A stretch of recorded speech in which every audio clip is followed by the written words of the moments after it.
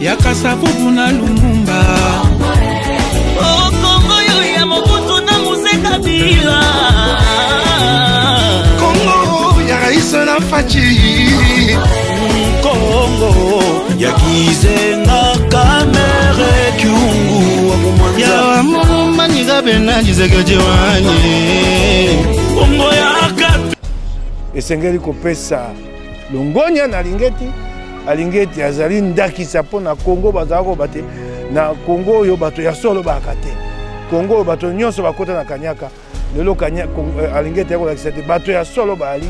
bato bana bolingo Kongo bali o bakoko saila mboka bali esengeli to betele maboko to pesa Longonya. Vraiment papa na ne bandelier nga mona ke sa mutu malamu aka nso mi yibi nyonso ibana mboko mais moi musala nga zo sala to comprendre ngote bato nyonso ya zo wana bato ba okanga ba mbongo wana o bato ba yibaki ba ozo ntezo kindiwa poti sko to akana nza